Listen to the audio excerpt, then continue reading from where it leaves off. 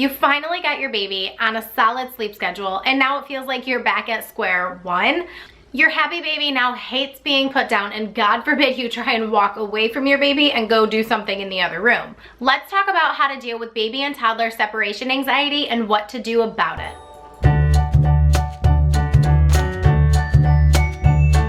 It's so hard to know that your baby is struggling and not being sure of how to help your baby. But today we're gonna make a game plan of how to deal with your child's separation anxiety and how to get them on the other side. So first of all, you might be wondering, well, what exactly is baby separation anxiety? What does that look like? So when your child is around 7 to 9 months old, they are developing what is known as object permanence. This means that even though they can't see something, they know that it still exists. So here we have my Starbucks, okay? So when I take it out of sight, I still know it exists and maybe I still want it. So with adults, I could just reach over and grab it because I know what I want and I can get it. With babies, they don't necessarily understand that just because mommy walked out of the room that she's not leaving forever. So they get upset and they get anxiety and they cry. Okay, so does that make sense? I know it's hard to hear your baby cry, and I know that a lot of times moms and dads feel guilty because, like, why would they just leave the room and make their baby cry? So they try to avoid doing such things, but honestly, it's not helping your child get through the separation anxiety. It's really just putting a Band-Aid over it, and that can cause troubles at bedtime, nap time, if, God forbid, you have to go to the grocery store by yourself, or if you have to drop your child off at daycare. Any of those situations where your child is having that separation anxiety and that feeling of not knowing what is going on. But of course, you know what I'm gonna do. I'm gonna give you all the tips and tricks to help you get through this. Before I even get into any tips and tricks on how to deal with separation anxiety, I want you to just kind of take a deep breath. This is normal, and it's actually a good sign that you and your baby have a strong bond and a good connection with each other. So obviously, if your baby is upset that you're leaving or walking away from them, it means that they really have a strong attachment to you and they love you and they don't want you to leave, but we have to live our lives, right? Now, so far I've really only talked about the younger babies having separation anxiety around 7 to 9 months, but later in this video we are going to talk about toddlers around ages 1.5 and 3 years old. That separation anxiety kind of ramps up again. So make sure you stay tuned because we are going to talk about some strategies on dealing with some of those older toddlers and preschoolers as well. But first, I am going to dive into some strategies to help your younger baby with their separation anxiety. So the first thing that you can really do with your younger baby is play games like peekaboo. So can't see you, boo, I'm still here. So you're really reinforcing that even though they can't see you, peekaboo, I'm still here. So playing games like that at all day long, it's something you can do at lunchtime when they're sitting in the high chair. It's something you can do before, during your bedtime routine or during your nap time routine. Anytime that you're really having that close face-to-face time and kind of letting your child know, you can't see me, boo, I'm still here. So that's definitely gonna help. And then other things that can help them with their object permanence are those games with the cups. So you know when you have one object and it's hiding under a cup, and then you put 3 cups and you have to mix them around and find out where it is, and then you lift the cup and they're like, oh, there it is, it's still there. That game works wonders for object permanence. Another thing that you can do to help your baby and your toddler, so any age child, you can really start this from a very young age, but you need to vocalize and tell your child what you're doing. So you really want to kind of narrate your day and what you're doing. So you can even say, if your baby is sitting down on the floor playing and you need to go wash a bottle, you could say, mommy's going to the kitchen to wash a bottle, I'll be right back. And just saying things like that, even before your child develops object permanence, is going to help them understand that you're walking away, but you're going to come back. And when you do come back, make sure you're like, yay, mommy's back. But also note that when you do walk away and you say, I need to go in the kitchen, I'm gonna wash this bottle for you, that even if your child starts whining or crying a little bit, you don't just rush back in. I know it's difficult, but your child needs to learn that yes, you're gonna walk away and do something, but you are going to come back.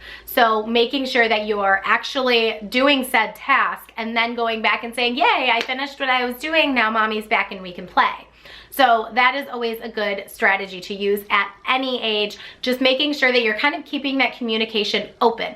And if it's an older child and maybe they're having some separation anxiety going to school, preschool, daycare, wherever, even like grandma and grandpa's house, you need to just make sure that you're saying, mommy's going to work, daddy's going to work, I'm gonna leave you here and you're gonna have fun with your teacher and your friends and XYZ, and I'm gonna be back to pick you up. And if you tell them a roundabout time where you're going to come back, it's going to help them with their day. It's going to be more predictable for them.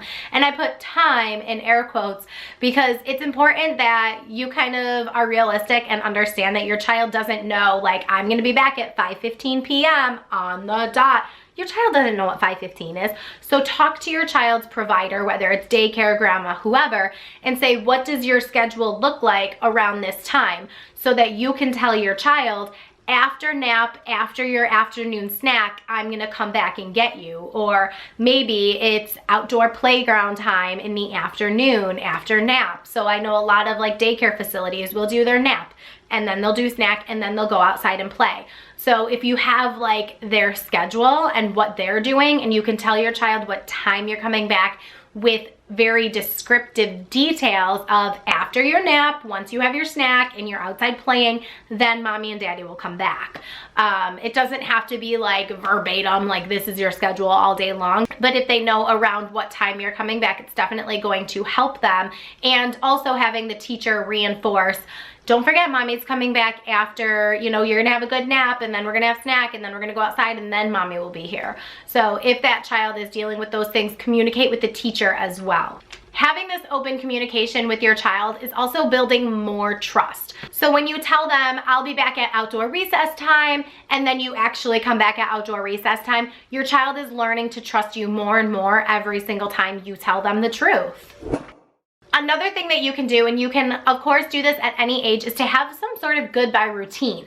So when you bring your kid to school, let's just, you know, keep going with that example that you're dropping off at preschool or daycare, and maybe your child has a hard time separating. Maybe you have a secret high five handshake that you use with your kid, or maybe you have like a certain kissing ritual where you kiss on the cheek, kiss on the cheek, kiss on the forehead, kiss on the lips, like whatever you do, and you do it every single time.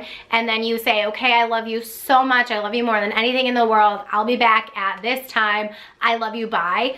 You have to leave. I know it's hard. I know it is so hard, but coming from a previous preschool teacher, when parents linger, it makes it harder. And you can always check in with your child's teacher. You can always call the center and talk to the director and just say, hey, my kid had a hard time separating today. I just wanted to check in and see how they're doing now. 9 times out of 10, your child stops crying before you're even out the front door. So it just has to be a very like ritual, routine, leave, go, don't come back because it's like lingering makes it worse.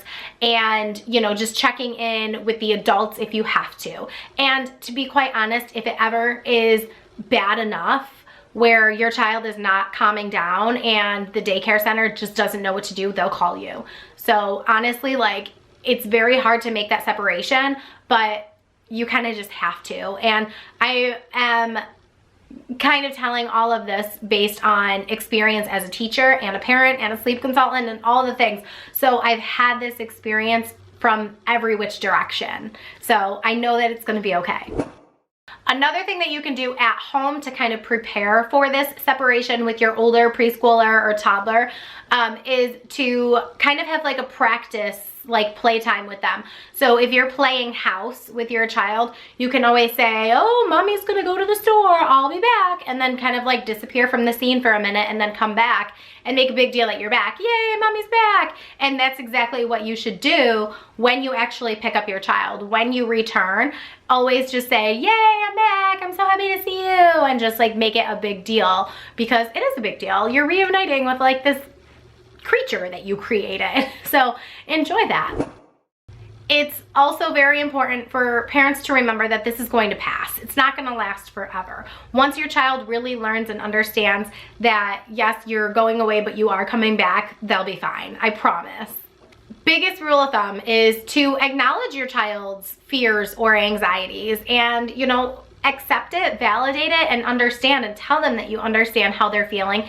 Give them hugs and kisses and tell them that you will always come back, that there will never ever be a time that you will not come back. You will always be back. And definitely remember, there's never too many hugs and kisses for your child before you leave. I hope that you learned a ton from this video. Make sure that you check out this playlist over here for more baby and toddler sleep training tips, and click this button over here to subscribe to this channel, and keep blooming. Mwah.